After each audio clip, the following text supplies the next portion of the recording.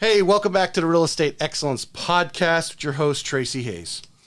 And if I had my notes correctly, we'd be, there we go, right there in front of me. Today, I think I have one of the fastest growing real estate agents in Northeast Florida. She is nearing 3 years in the business.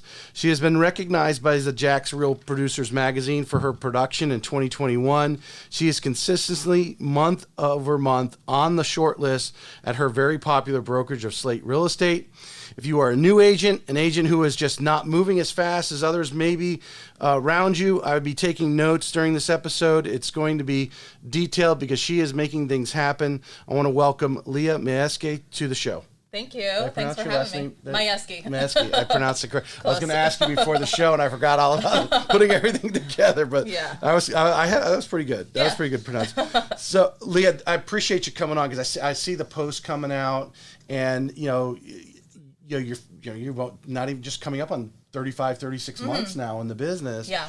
And, Cole's got a great brokerage over there. You guys got some top people, and your name's in there. Yeah. Mixed in with some much more experienced or seasoned, I should say, people. But how you've moved your career along pretty quickly, relatively speaking, to most is what I'm really interested in. Hopefully you're going to share with us today. For sure. Excellent. So let's start off with, tell us a little about where you're from. So I grew up on Long Island, New York. The Hamptons is where I'm from. So born and raised out there, and ended up coming to Jacksonville University for my undergrad. So, I loved growing up on Long Island. It was beaches, boating. So you selected Jacksonville University from Long Island? Yeah. I only applied to schools in Florida. Oh, okay. Pretty small schools, too, because where I'm from, it was like less than 200 in a graduating class. There was like 5 towns that went to each high school. Right. So it was pretty country out there. Yeah. So I only looked at schools in Florida. I kind of wanted to have a fresh start, not know anyone. So ended up with Jacksonville University because they had a football team at the time. Beach, city. I was like, I like it. Interesting. I grew up on Cape Cod, and it was similar. You had, we call it Nauset Regional High School because it was made up of 4 towns. Now it's actually a few other towns that have come in there because they dissolved one of the other high schools. But same type of small class type of thing. But wow, you actually chose Jacksonville University from what did the other schools just not interest you? You just came down, came and visited and said, this looks like it. Yeah. So my mom and I flew down to Jacksonville and kind of hit all the schools like going south that I applied to. So it was like Stetson, Florida Gulf Coast, one in Boca. I think it was Lynn University. So we kind of did a whole road trip. Stetson's nice. Stetson was nice. Yeah. That was really pretty. I'm sure the price tag was nice too. Yeah. JU too. It was private. Yeah. So, I just love Jacksonville. Like my mom and I, growing up by the beach and then having the city and all the sports and different things. Yes, I am saddened that JU did get rid of their football team here a couple of years ago. I used to officiate some of their games here in the last decade, and to see them dissolve that. But anyway, you went on also. You graduated from JU, and then a few years later you go back to North Central. Yeah. For your master's. Yep. Yeah. So what did you do between there, and what decided you to go get your master's? So after I graduated JU, I moved back home to New York. So I moved back in with my parents, started, my first job, which I graduated with a sociology degree. So it was kind of like social work, case management type. Worked with pregnant and parenting teens actually as a case manager at 22. And that's gotta be tough. Yeah. And then ended up going into the field of adults with developmental disabilities. So like a case manager type role up in New York. And then my husband now, we started dating. So he's from Long Island also. And I was like, I think we should start looking for jobs in Florida. Like, the cost of living in New York is so high, the weather, like all the reasons, that everybody leaves. So I got him. Yeah, exactly. So I got him to start applying for jobs in the correctional field. So he got a job with the state, and we moved to Ocala. Okay. So to get back to Florida, we needed a little stepping stone. Sure. So ended up in Ocala for a couple years, bought our first house as a foreclosure. So that was kind of my intro into, buying real estate, and didn't have the best experience with a realtor there. At the time, being a first-time home buyer, I didn't know you can interview realtors, and kind of pick one. It was just like you call from Zillow, you get the first person on the phone, and then you kind of... Yeah. So didn't have the best experience with her, but we ended up getting a house. It was like $110,000 foreclosure. Didn't need a lot of work. So that was kind of my first. So ended up in Ocala for about 4 or 5 years. And then I was like, we got to get back to a coast. So my husband started applying for jobs with the sheriff's offices and ended up getting on with St. Johns County Sheriff's Office. Great. Yeah, so he's been there since 2016. Oh, awesome. Yeah. Awesome. So you decide to go back and get your master's, I saw, in higher education. So what was your vision at this time or what you wanted to do? So I was kind of over case management. There's not a lot of places to go up until you get your master's degree in that field. So I was unhappy with my job, kind of running around, and I was like, well, I really loved my whole college experience. I was like, if I can get into higher education and kind of be like an administrator, in a university, like that was my goal at the time. So I was like, well, let me at least go online, to get my master's online. So ended up doing that. Took about, I think, 1.5 years, 2 years to get that. So working full time, got my master's. And then once we got up to Jacksonville, I started applying for jobs with, UNF and FSCJ. But it's really hard because I had the flexibility, and then they basically want you to start, from the bottom. So it was kind of like an entry-level position, not having flexibility in my schedule anymore, being there from 8 to 5 and basically taking a pay cut. I was like, I don't think I could do this. Yeah. So where at this point do you get introduced to real estate, though? So, when we sold our first house in Ocala and then bought a resale up here in Jacksonville. So the second group of realtors I had a really good experience. It was actually the Josh Rogers team that helped me buy and then eventually sell and build. So that was like a totally different experience with realtors. So ended up buying a resale, and then I was like, I can see how much they make from when you're like going through the process. I was like, okay, this could be interesting, because I always loved going through the process of buying and selling and just like looking, at what homes are worth and all of that. So it kind of piqued my interest going through buying a resale, selling, our house in Ocala. And then, honestly, did you know any realtors though personally at this point in the stage? Nothing. No. So in New York, a lot of people like buy their first home and kind of stay there, because homes are expensive. So it was like all my childhood friends and my home, like people were there 20, 30 years. So it's not like, and I was young when I was in New York. So, I had a great experience with the Josh Rogers team. Henny and Amy Cora were actually the two that I worked with. So that kind of piqued my interest. And then we ended up building a home after that. So we were there in that first home or second home for like 2 years. So you're still working with, I had written the Florida agency with persons with disabilities at this time. Yeah, so when I was in Ocala, I worked for the state agency and was able to transfer up here. So I was able to keep that job and, continue to until I graduated, and then started to kind of look for other jobs. But then we ended up, because my husband's commute down to St. Augustine was getting kind of far, because we lived off Beach and Kernan. So we were like, well, should we put money into this house, like a new roof, AC, or just build, like closer? So we ended up building. And then at that point... In St. Johns County. So we're right, Bartram Creek. It's right off Racetrack Road, but it's technically Duval. Right down the street here. Yeah. Okay. So we've been there now since 2018. And then kind of personal struggles started to happen in 2018 to 2019. I started going through infertility. So it's been years of that at this point. And then my dad passed away in April 2019. And that's when I was like, I need to change. Sorry, I'll get emotional. That's okay. But that's kind of what pushed me into real estate, was like, I need a distraction, so I signed up for real estate school like the month after my dad passed away. Did you feel you just, like, you needed more of a challenge, or you just wanted to be more of an, your life to be of an impact? So it was kind of a combination. Like, I needed a distraction to, like, something new to focus on, just so I wasn't, because I was actually, like, going through a miscarriage, and my dad passed away, like, right in the same month. So it was like, there was just a lot personally happening that I was like, I need a distraction. Life is short. I've been interested in real estate for a couple of years. Like, let me just jump in and try it. So I signed up, the next month, I think it was like May 2019, for real estate school. Ended up passing, my first time, which I know was really hard and I wasn't expecting to pass. In July of 2019, and then signed up for Keller Williams like that month.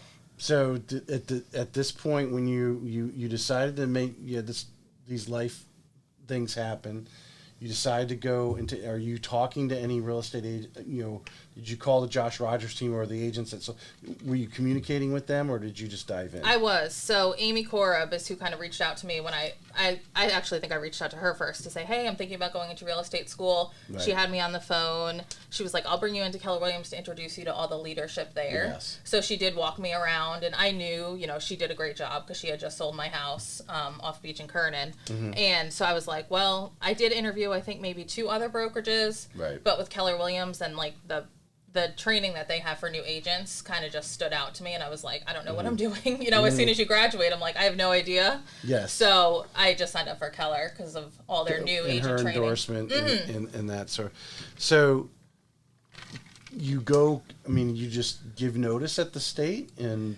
No, or did you overlap a little bit? I overlapped actually for like a year and a half. Oh, okay. So I was no longer at the state agency anymore. I was with it was like a subcontracted company that did case management for adults with developmental disabilities. So it did give me flexibility, but I was full time. So I had like a caseload, I think it was like 40 to 42 individuals that I, had X, Y, and Z I had to do for the month, but I can kind of do it whenever. So it wasn't like I had to clock in, from 8 to 5. It was like I could try to get 10 visits done, and then I had flexibility during the week where if I had an inspection or showings and things like that. Sure. So I was very nervous to leave my, steady paycheck. Yeah. So it did take me a lot longer than I was expecting. I think it's almost harder. Obviously I've had a lot of women who were stay-at-home moms and then became realtors. I think it's actually, not to take anything away from them because what they're doing is tough too, but I think it's almost tougher when you're actually been an employee and that regular check coming in, you're like, oh my God, what if now that check's going to be cut off? If I go, in there, versus when you don't have the check coming in and you got to do something. Okay, well, you got to do something. Right. You didn't have to do something. It's extra, but it's made all the difference for sure. But I think that's a little tougher decision, especially when a family and your husband, you guys are looking at the bills, and obviously he's in the sheriff's department, so it's not like he's the money's rolling coming off a tree somewhere. So to make that decision, it's got to be difficult. Sure. So tell us what those initial roughly 18 months are as you're overlapping. I mean, you go to Keller Williams because everyone will tell you the test doesn't. Right. It tests you for knowledge that you need to know to get a license, but after that, it's up to you to market and all those things. What are you initially doing? Do you team up with a senior agent? What do you do to get your business started? What was it like that first, let's say the first 6 months, and then we'll go on from there. So I went through the Ignite program with Keller Williams, which I think it's changed names, in August. And as soon as I went through that, I started farming my neighborhood. So I have not missed a month. Is that where you're calling? So there's different ways to farm. Yeah. The majority of what I did was in our Facebook group on the community page. Nice. So every first of the month, even to this day, I post the market stats. Like I do not miss a month. It's saved in my phone as an alert and on the first. Everybody knows you're an expert in that neighborhood. Yeah. Yes. So I've coupled that now with adding mailers. We do local business coupons every month. I send that out to my neighborhood, and then I've had appreciation events. Like I did I think it was an ice cream truck last summer. And just trying to keep my name out there, and it took a while, for that. Yeah. I mean, it was like a good 9 to 10 months of me posting consistently until I finally got the call to list a house in my neighborhood. Right. And then it's kind of, really just took snowballing off. and taking just slowly growing. That's what a lot of people don't understand about our business. And, obviously the podcasts that I listen to, or if you read the books, consistency is the number one thing. And if you just tried that for 2 months and quit, you'd probably be back with the state right now. Or something like that. Yeah. Yeah. But you stayed consistent and true to it. And then people who are close to you also, they know, she just started. She worked for the state, and this is what she was doing. Let's see. But after 9-10 months a year, she's still a real estate agent. Okay, now we'll try her out, or maybe recommend her or something like that. So I mean, that's so key. Yeah. So that was one thing. But then in the beginning, so I never even thought about a team. It just never really crossed my mind. But I was approached that there was a small team in my brokerage at Keller hiring. So at that point, I had like gone through Ignite in August. We'll call it recruiting. I don't like calling Yeah. hiring because you're not hired for anything. recruiting. They were looking to recruit their first agent. Right. So I didn't even think about it, but I was like, well, let me go see what they have to say. Right. So in October, I joined a small team with Keller. And then between October and December, that first year, I ended up closing 4. So it was like 2 that I had brought in for my sphere, and then 2 that I got from the team. So I was like, okay, nice. you know, this is starting pretty good. And then going into 2019, I was on the team, but still working, you know, full time. But I was literally working 7 days a week. So I would do open houses on the weekends. You know, I was definitely running myself a little ragged. Are you starting at that time that you're just talking about? Are you starting to? You know, you had a few sales. You're starting to taste it. You're starting to see what's there, and that's what's driving you to go grab those open houses that other agents may not want to do, or maybe they have 2 open houses and you're doing 1 for them. Is that what's kind of starting to fire you up? It is, yeah. I mean, for sure, it was the personal stuff of me going through infertility because it's not covered by insurance and it's very, very expensive. So it was like I had a goal to save before I can leave my job, but I also was having to pay for all this additional medical stuff. So it was like the 2 driving factors for me. I'm like, I want to leave my job. I can't work 7 days a week forever. I mean, even though, you know, we kind of always work. But yeah, it was definitely like getting my first couple, feeling more confident, and then just continuing to do the farming and different things, and eventually people finally reaching out and taking me seriously. Yes. Tell us a little bit about what you took from your previous career, because you have a master's degree, not directly related to the real estate industry. Someone who said, I want to get in real estate is not going to get the master's degree that you have. Right. But what are the things that you learned in in that previous career, going and getting your degrees, that you bring to the table now in your business? So I was having to manage a lot of different people. I was like the liaison between the client, the different, you know, the parents, the different coordinators and things like that. So it was kind of being able to multitask and manage different people and different expectations, but also just being super detail oriented and like living by my and planner. Having a level of communication here and that. Yeah, so just host, you know, I was basically having to hold meetings with different people, being able to, you know, meet people's expectations, living by my planner because, you know, it's so, every day was different, even in that job. You know, some days I would be doing home visits, other days I would be having, you know, I can imagine because you were dealing with people with disabilities, it's a little emotionally taxing. Yeah, for sure. So, you know, understanding a different type of emotion buying a house, but you are dealing with people and their emotions and how you read them. I would imagine, I mean, do you communicate differently with people because you understand, all right, there's emotions involved, but I need to deal with this person a certain way versus that person? Yeah. Trying to mirror their communication styles, or, you know, mirror or try to like calm down, you know. There's a lot of like different fires that you're having to put out in that job and then now this job, so it's kind of like keeping everyone calm, like trying to come up with solutions and different things like that. So that definitely helped. So what do you do, you know, to keep your mind, you know, you're a highly educated woman, to keep going? Are you a podcast listener? Do you like reading books?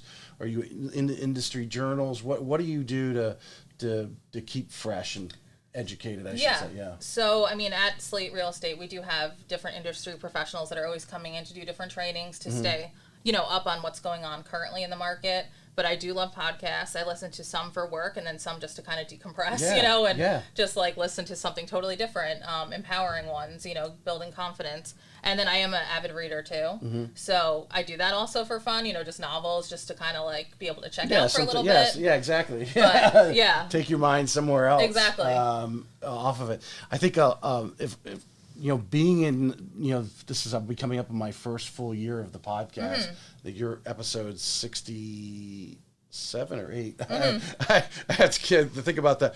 But so I see the industry chart. I'm on the Facebook pages for these podcasts because I went to a convention. So I'm on this pod and I see other podcasters out there and what they're doing. And yeah, everyone knows the Gary V's. They know, you know, Grant Cardone. He probably does a podcast too, but Joe Rogan. They know the big names, and what they don't realize is there's a lot of people out there that have stories like yourself.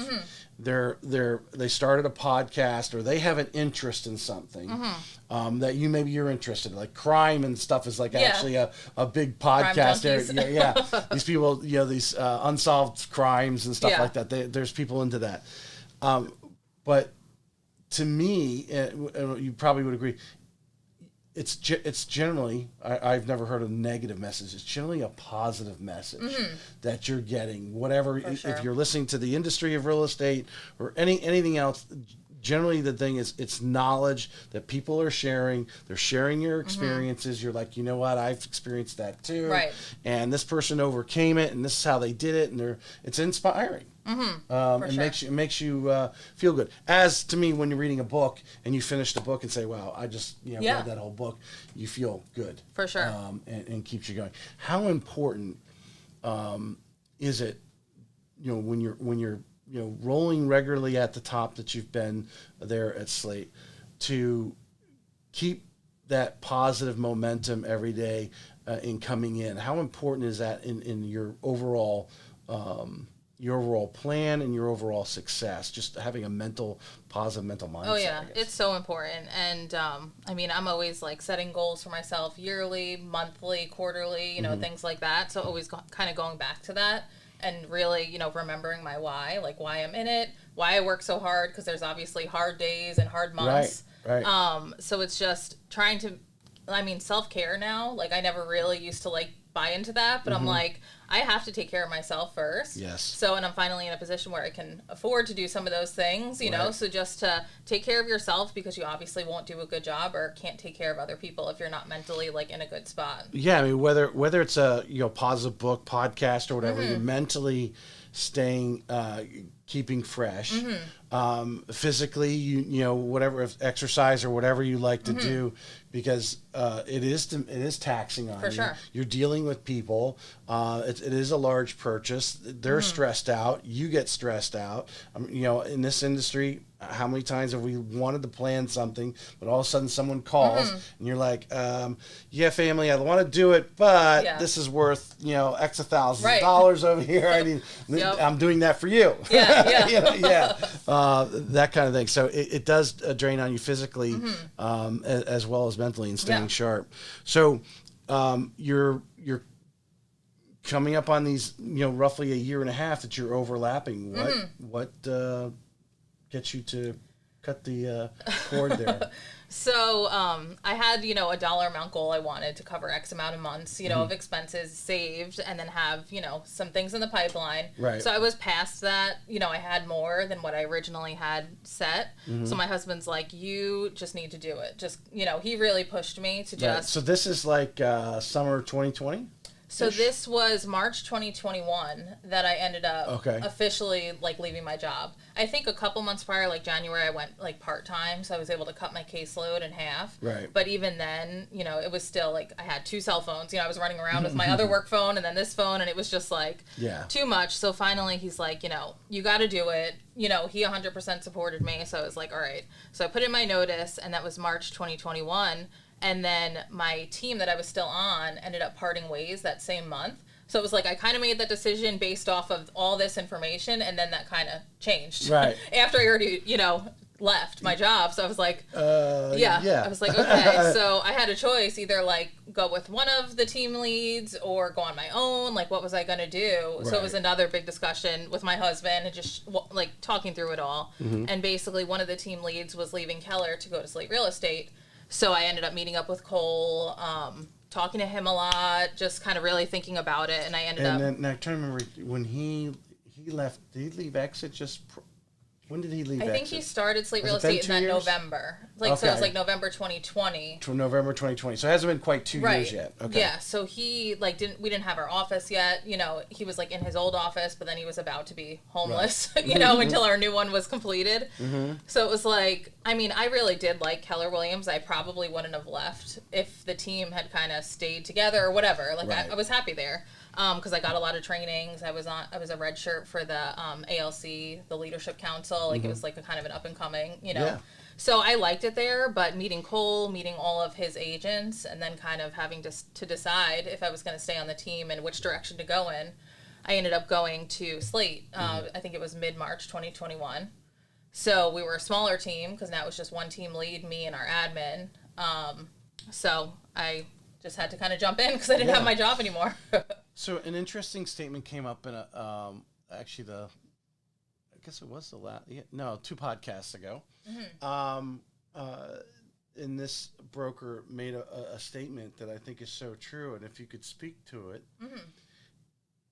is, as an agent, you felt comfortable in the team setting because the team, well, initially you saw that they possibly could add value, but obviously they did add value to your relationship. And when that relationship or that leader, broker or team leader or whatever it is no longer adding value to you, it might be time to step out, whether step out on your own or change teams, because that person has run its course. I think some people feel like, oh, I'm here, I can just stop moving. But if you're a leader, you got to constantly be, obviously adding value to your team.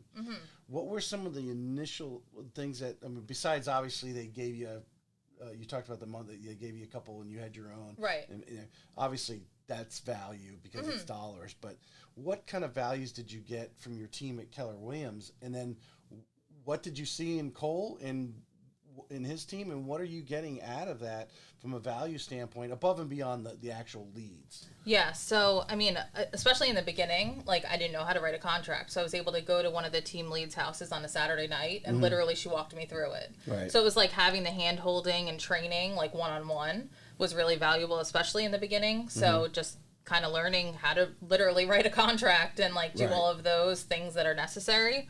But just continuing like the weekly meetings we would have, kind of just, it just pushed you, because you would be talking about the leads that you had, that you were bringing in, and what you were doing with them, what you had going on that week, and the closings in the month. Well, a tip on the team meetings a little bit, obviously, because most of your career has been through the whole COVID thing. How important is it to be, because I imagine you were doing a lot of Zoom calls, hopefully you're getting back in the office. But how important, if Zoom is all you got, to be there, but if it's in the office, how important is that to be part of that and show up? It really was so important because you're held accountable, so for what you're doing, what you're bringing to the team, and then also just getting ideas, like how to kind of navigate the way that COVID was, we were doing virtual open houses, virtual tours, so many things on the Facebook groups, of people relocating to Florida, like being able to capture leads that way. Because I would imagine, like doing the virtual tours, there's probably was people like, oh, this isn't going to work. Yeah. This is not going to, and obviously it did, but you have to hear other success stories from others sometimes if you're kind of like caught in that mental block. Is this going to work? Is this not going to work? Yeah. Well, so-and-so is doing it. Let me try it. Maybe it is working, and it goes. Yeah. Yeah, it was definitely challenging. Obviously I was pretty new, so I didn't know too much of another way of doing it. So it was kind of like coming into it when kind of everything was changing and, shifting, but it was definitely challenging, but I think just being held accountable was such an important piece of it. Someone else telling you, hey, you got to meet these goals or, do that. Do you think that, obviously we know a lot of agents never have made it as far as you have, obviously.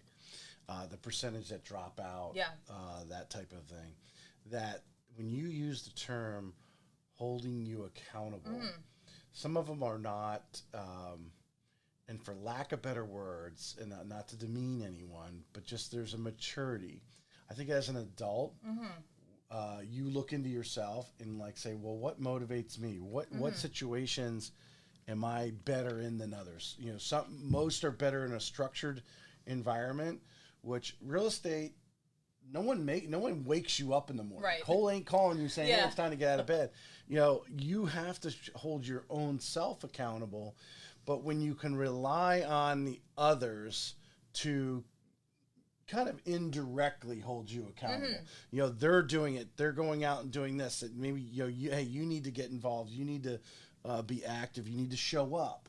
You know, so I mean, do you feel that sometimes that word being held accountable, some people look at it as almost a negative thing, and that's probably why they weren't successful or not successful. Yeah, because you have to be pushed outside of your comfort zone. You know, like it's not easy in the beginning. Just you don't know very much, so it's like having to show up, you know, put yourself out there and talk to strangers about buying and selling real estate, which is probably their biggest purchase. You know, it was really nice to have that accountability because it worked for me. You know, like it really did help for me I'm like, okay, on Monday morning, I don't want to say I have nothing going on, you know? So it was like I wanted to make sure I was contributing like my own leads from my sphere and then also working the team leads. Sarah Rocco mentioned something a couple episodes ago, obviously a top Keller Williams agent, and she mentioned like 2 months after she got started, didn't know, you know, really anything about real estate. She was a stay-at-home mom. Divorce happens. She goes and puts it on a credit card and goes to an event. Totally changed her whole vision of what real estate is. Yeah. Would you agree that a lot of people get in, they have an idea of what real estate is? Oh yeah.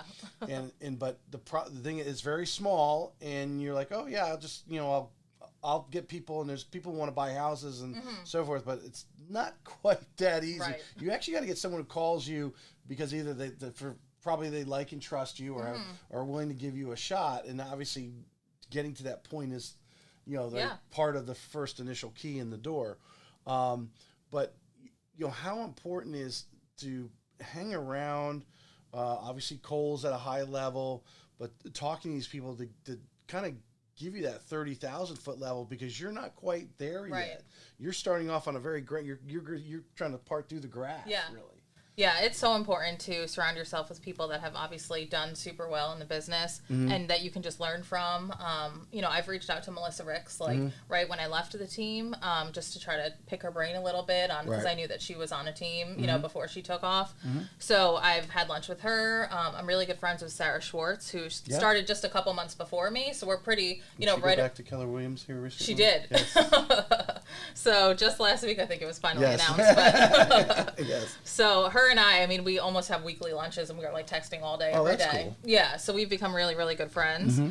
So it's nice to have people that are going through similar things that you can, because her and I mean, she's doing awesome. Like she's doing so well. So she just started her own team because she's about to have a baby. So she has one agent now under her, which is my goal too, eventually to have my own small team. So I think, obviously one of the common themes that I hear from the top agents is surrounding yourself with other successful, agents in this case. Yeah. And, like you said, holding yourself accountable, but there's an energy in the room. I mean, one of the things I get from the podcast is obviously sitting next to top agents and hearing their stories and so forth. To me, is like reading a personal development book every day, right? Yeah, it's awesome. I get an energy out of it. Obviously, getting to know you, but you guys are you're in the industry and you're producing at a top level, and how important it is. And for any of the new agents like yourself, I assume you reached out to Sarah and said, "Hey, let's get together," and then it's just blossomed into a deeper relationship. Exactly. And then to reach out to the Melissa Rickses. Was it Shonda Caponero said on her Facebook a couple months ago that she was gaining weight because all these people wanted to go out to lunch with her. I know. To hear them. But that's what if you're listening to the podcast, it's a common theme. Reach out to these people, and there are enough of them for them to share their stories. So, the Real Producers Magazine, that's the top 500. Right. And I think the cutoff for 2021 was somewhere almost at the $10 million mark.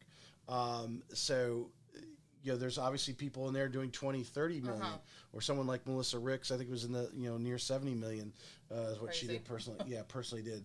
Yeah, that's a whole nother level, but you got to hang with these people. Oh yeah. You got to, whether you're having lunch with them or coffee or occasionally happy hour or whatever it is, and talk shop. Because would you agree right now is probably, as a real estate agent, is when it comes to strategy, how you're going to list the house. You're going to get multiple offers, but how to list it so you get enough multiple offers that's going to drive maybe over asking. And then, as the buyer's agent, how to strategize in making that offer. Yes. And you have to get on the phone and make some phone calls. Yeah. For sure. Yeah, all about relationships. I mean, just calling the listing agent when you are representing the buyer, I feel like does so much because you find out what the seller's looking for. You kind of build that rapport automatically. It doesn't work every time, but a lot of times it does because then when they get my email and my text saying, hey, I just submitted an offer, they can remember. And they feel comfortable calling you back because you actually broke the ice of calling them and you've had a conversation, which I imagine a lot of times they get these phantom offers. Right. Just come in and they don't even know who that is, type of thing. Yeah. Even as a new agent, if you're working under,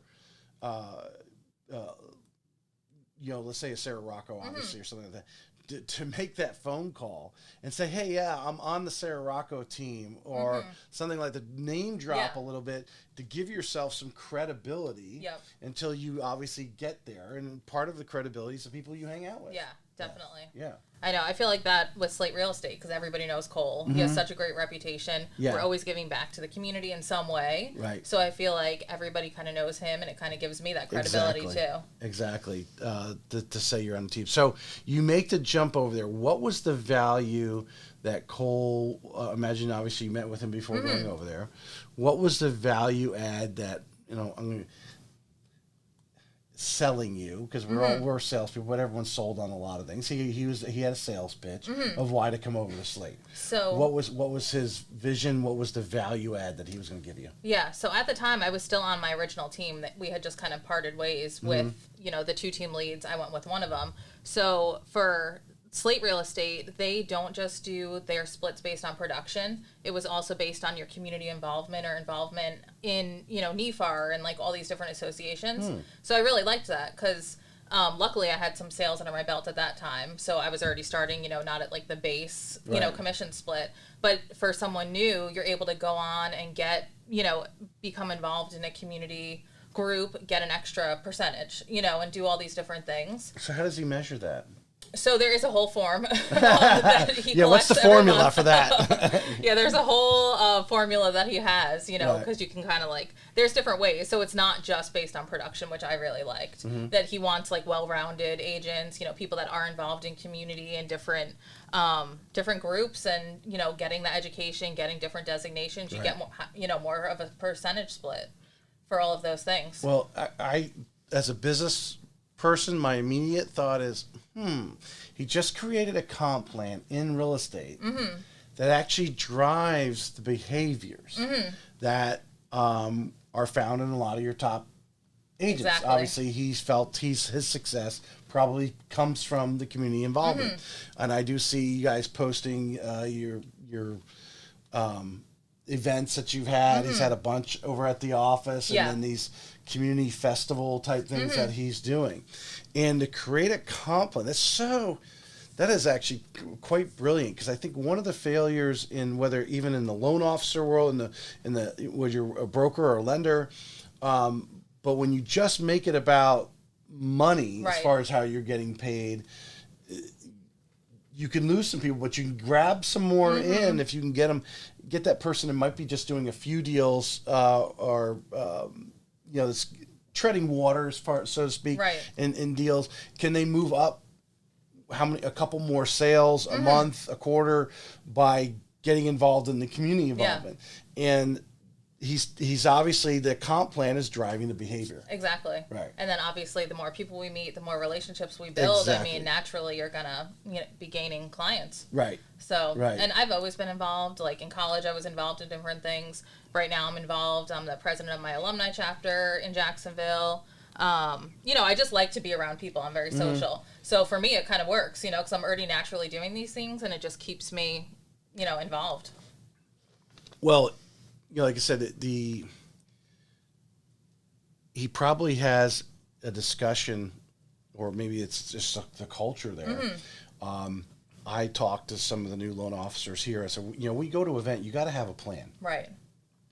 And we often will migrate to those we know there.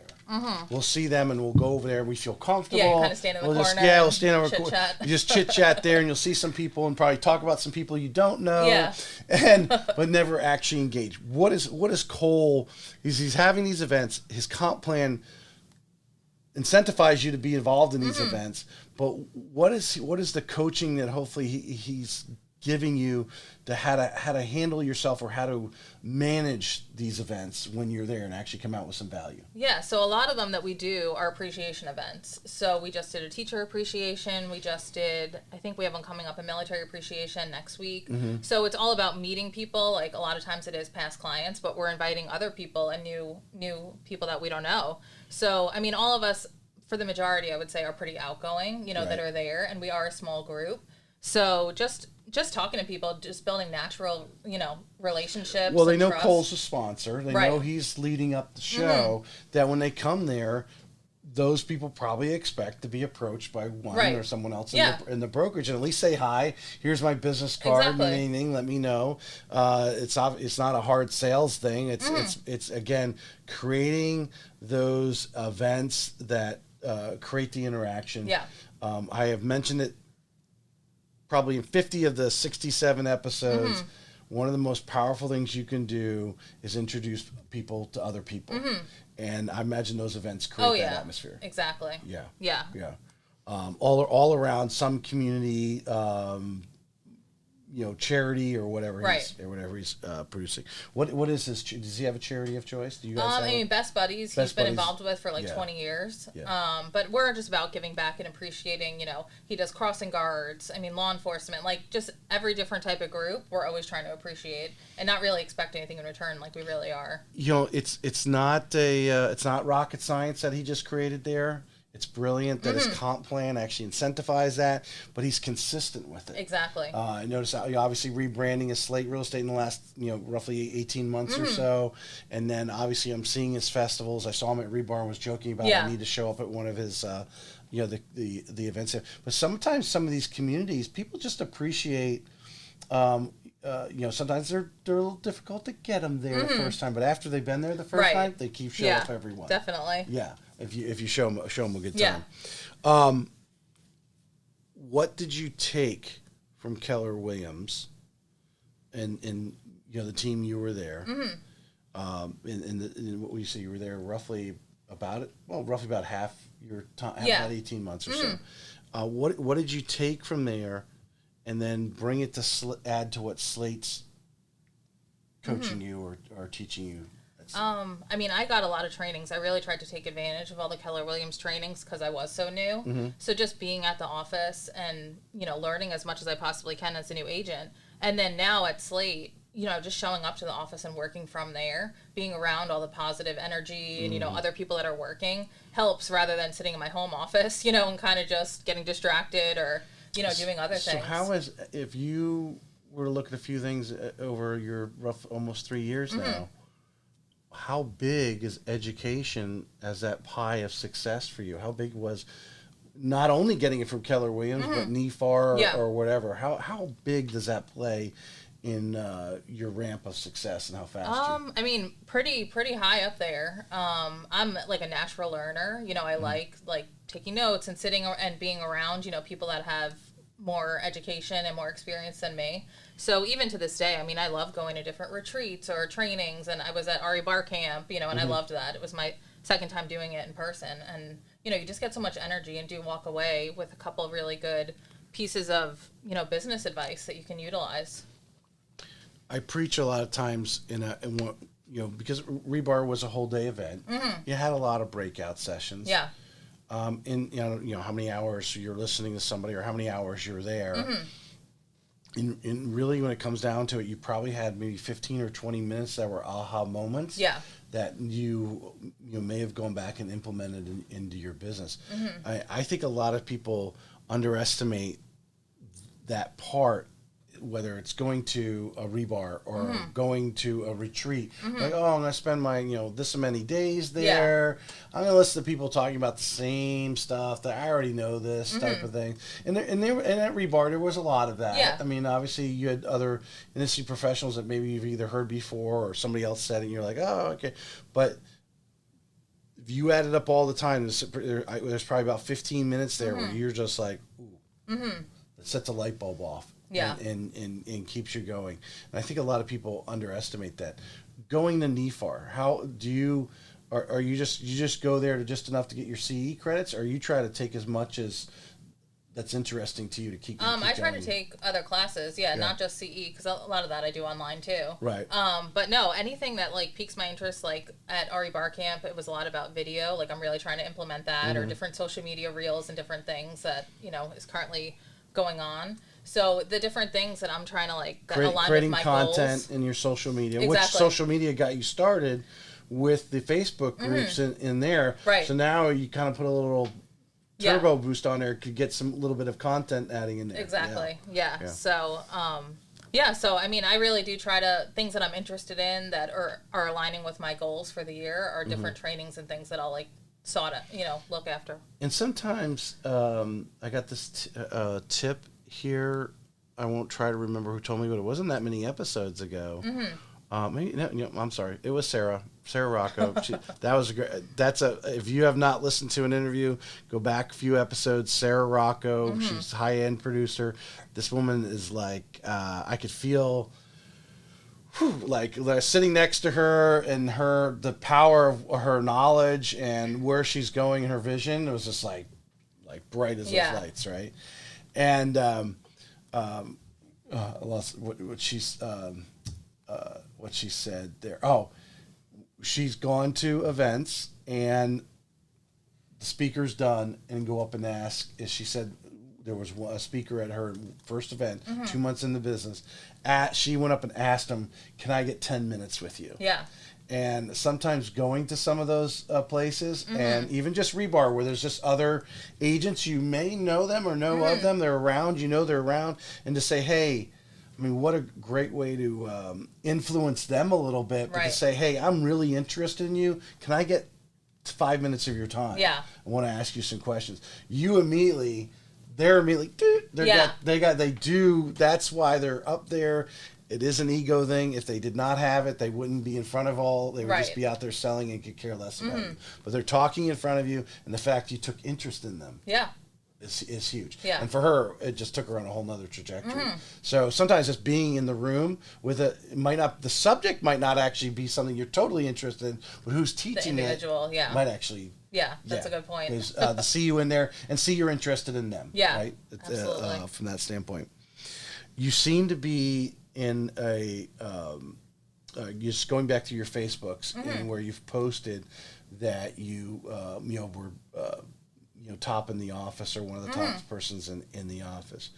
What do you think is it you're doing or have been doing for the last, let's say since you went to Cole, that you've been doing that's kept you, in those top notches each month? What are you doing? So, I came over to Cole with the team, and then so from March to November, I was still on that original team. And then I sat down with Cole to plan for my 2022 goals, and I kind of looked back at all the leads I had, and I said, I've actually brought in a lot more than what I got from the team, and I kind of had to reevaluate and say, do I think I could do this on my own? So I ended up deciding that I was going to go out and be a single agent under Slate Real Estate. Right. So I think just having the confidence when I do look back and say, I've generated a lot of my own business just from being involved, the relationship I've built between, college and then the groups that I'm involved in now. So I think it's just posting consistently and being consistent on social media has really helped people trust me and understand that I'm in it for the long haul. Like and trust, social media, consistency. Exactly. I'm president of my alumni club here locally. That's one of my probably number one. It would rank up there next to any of my top realtor referral partners is my alumni associate, because they are seeing me, the podcast and online. I'm consistently posting, reminding them I'm in the business. What do you do with your alumni group? What do you do with them yourself to remind them that you're? So I'm recently the president. I think it started in September, so not even a year yet. So just being involved and going to all the events, because we do have events throughout the year. We're involved with the JU chapter, so just giving back there. But just being friends with them on Facebook and kind of keeping in touch in between all of the different events that we're already doing. And then just, building the relationships and maintaining it, outside of seeing them in person. It's amazing how people will connect. I'm sure you're talking to alumni that probably, some of them probably graduated 20 years before you Oh, were yeah. there. And then some obviously after you, they weren't there when you were there, basically. But because you have treaded the same turf as them, Yeah. they see a like bond Exactly. together. And then obviously you're backing it up with, hey, I've been doing this 3 years now and I'm pretty good at it. Makes them feel comfortable recommending whether they're going to use you personally or maybe a friend outside of the Right. circle, which is hugely powerful. Yeah. You know, a friend of theirs who might be moving in, you know, to refer you. Yeah. That's one thing I preach to everyone. Find out what your circles are. You exploit them in a positive way. They want to do business with their brothers and sisters of Right. whatever alumni Yeah. or whatever. They really do. So, but if you're not telling them, that's your fault. Exactly. Yeah. I mean, just another powerful circle. Dig deep. We all have them. Again, it could be as little as a ball team your kids playing on, or maybe your adult softball. Make sure everybody knows what you're doing. Exactly. Give them out a ball cap so it reminds them, hey, you know, I like to do this right here, the hand sanitizer, and that's valuable for COVID. Exactly. Everybody wants that.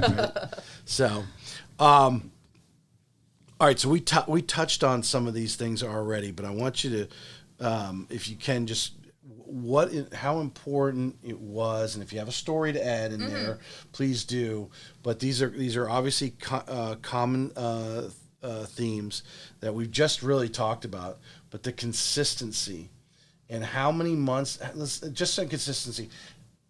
We talked about initially doing the Facebook, and all of a sudden it started to bear fruit. Right. I mean, how many times did you doubt it and like, oh, why am I doing this?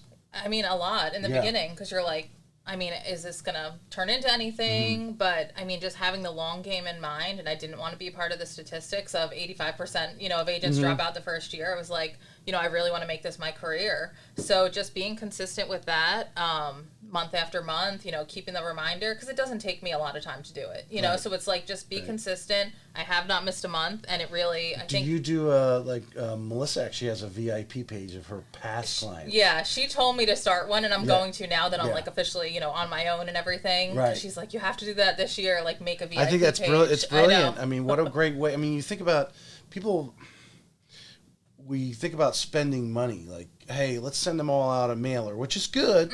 They do like actually people are into the real mail again, because, you know, to get a true card from somebody that knows you and sends you a card is powerful. But obviously there's cost there with social media. I mean, it's free. Right. Exactly. You can sit there and create a VIP page and then friend everybody in, and then, you know, she does a little giveaway sometime once a month.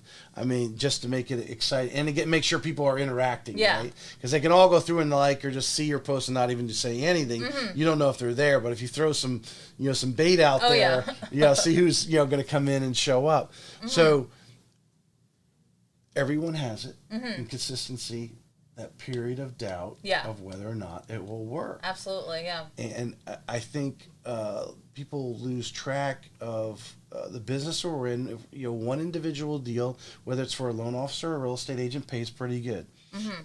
A handful of deals a month, you're living pretty good.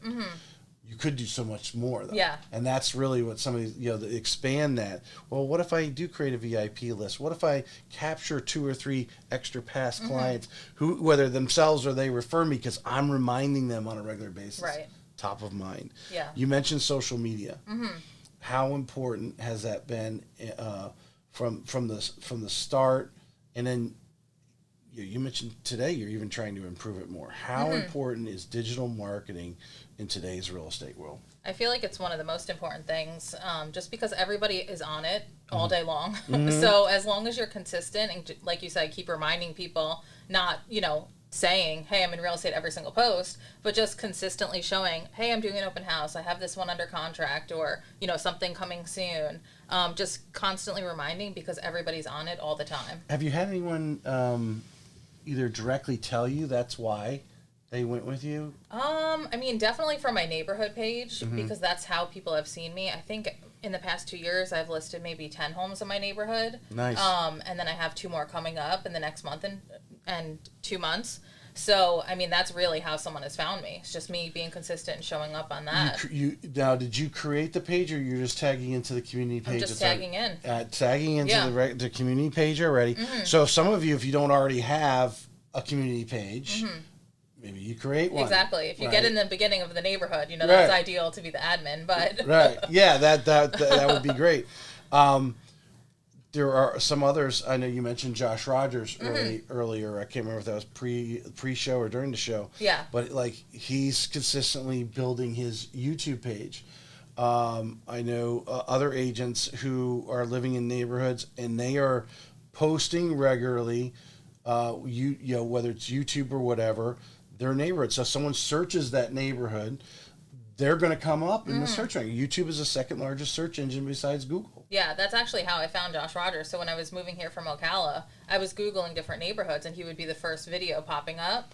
So reached out to him, and then he ended up, connecting me to someone on his team. But that's literally how I became a customer, and I used them 3 times, before I got licensed, to buy, sell, and then build. I'll eventually get in, but that's definitely get him into the show. Yeah. But he's definitely, to talk about that consistency and what that YouTube channel and him making himself the expert of that neighborhood and how much that means. Because do we not have a lot of people moving from outside the area and they're Googling us? Exactly. And this put a video out there they can go flip through your pictures, but to actually put a video and actually see you talking and interacting is so powerful. It is. It really is. Yeah.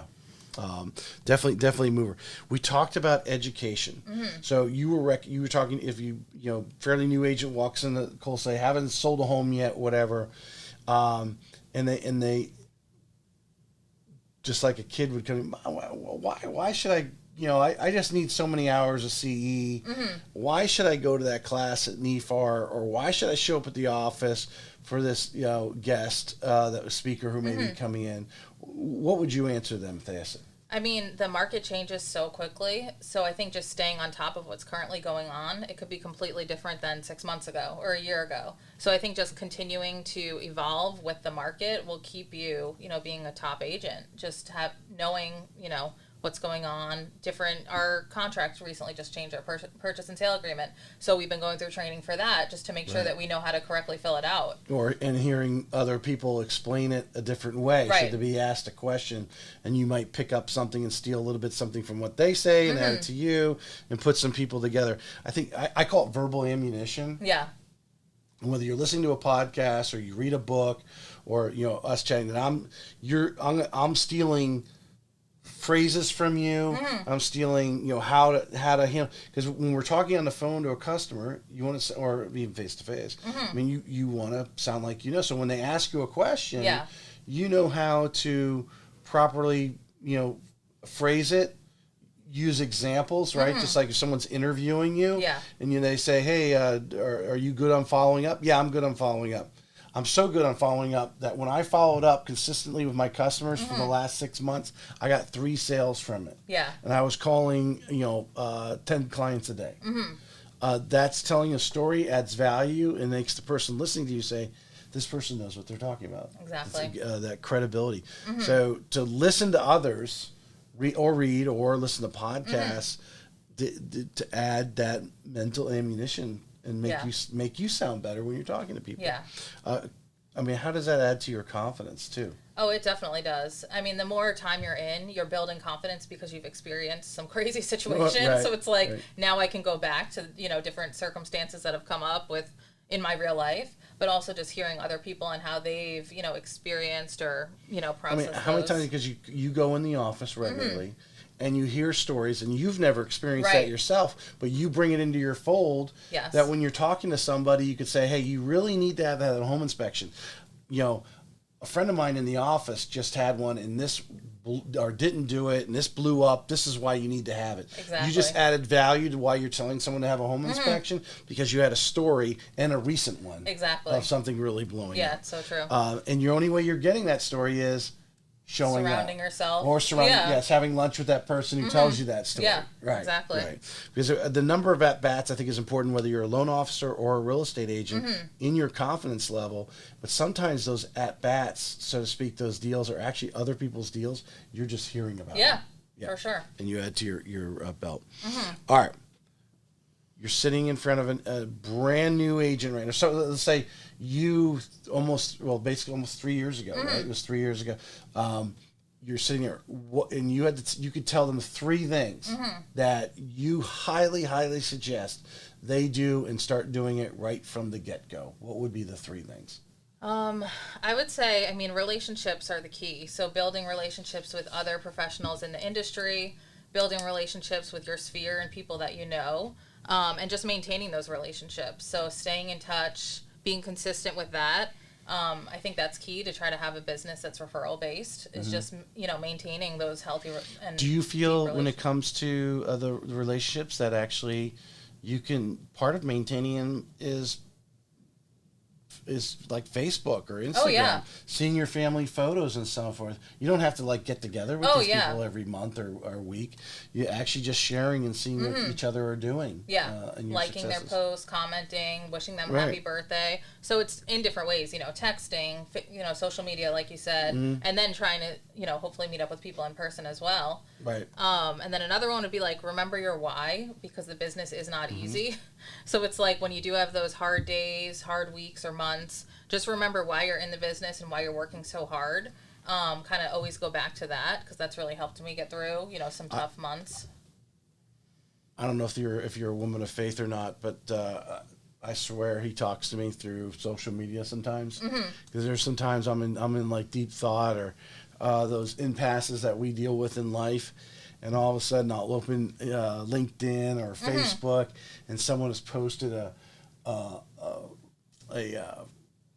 quote or one of those motivational videos. There's some great short videos that they've taken some people's speeches, whether it's Tim Tebow or some of these that like just give you that little shot that you need, that little push that you need, because you hit a little hole and you're like, all right, I got to get out of this hole, and then all of a sudden you open that and you're like, yes, that's what I need. Press on. Yeah. I do love quotes. I mean, all about keeping a positive mindset, so.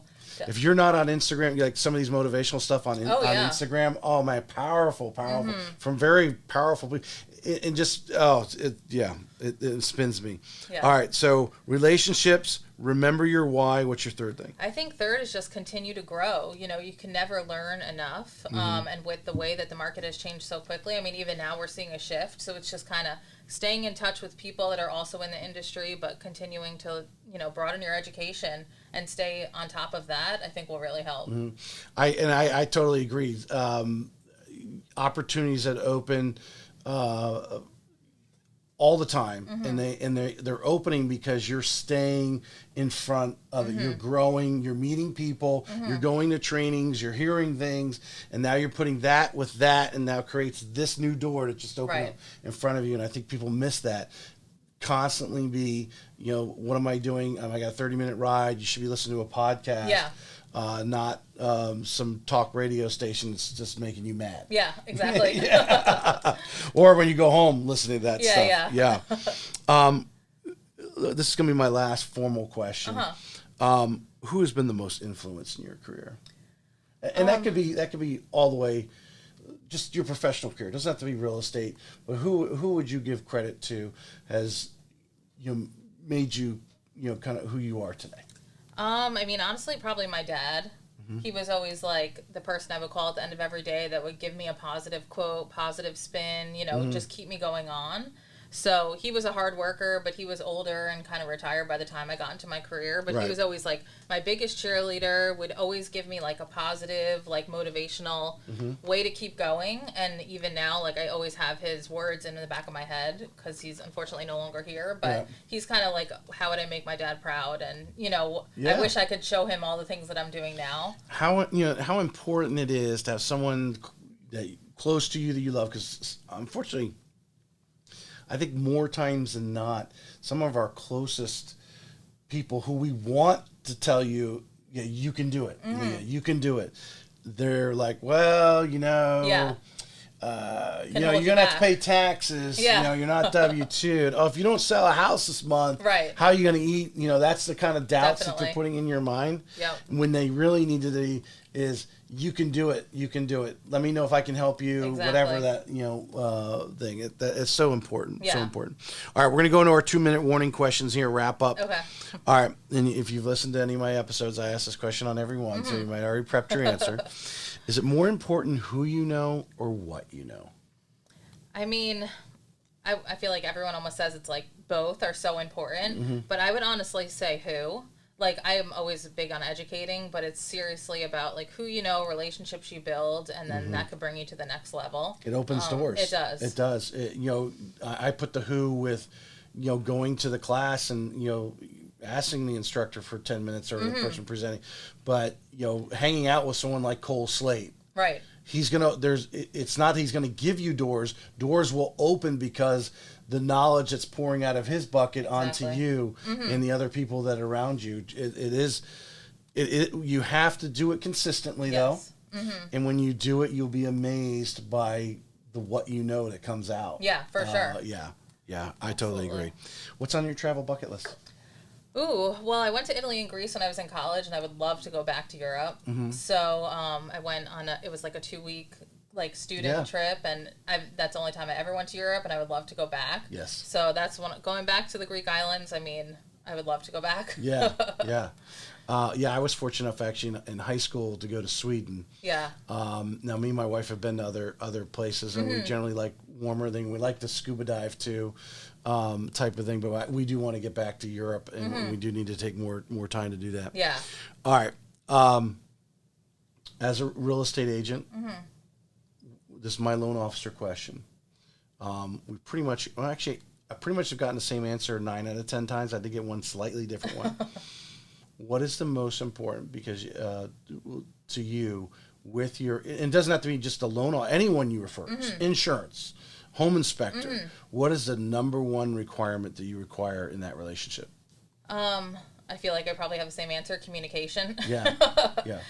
Just trusting them, that they're going to do what they say they're going to do, and then just pconstantly, proving. Would you agree? Initially, you want a lot of communication, but after you build that credibility, or they feel okay, you've built the communication could probably be scaled back almost a little bit, because they're going to call you if it's off the rails. Exactly. They don't have to keep calling you and say it's on the rails. We're good. We're good. Yeah, that would be too much. I'm I got too many emails coming in. Right.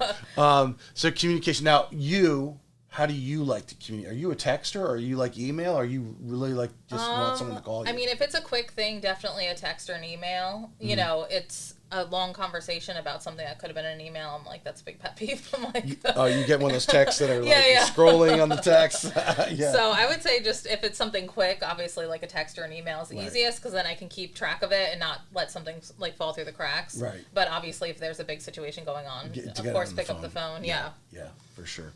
I appreciate you coming on. Yeah, today. Thank you so much.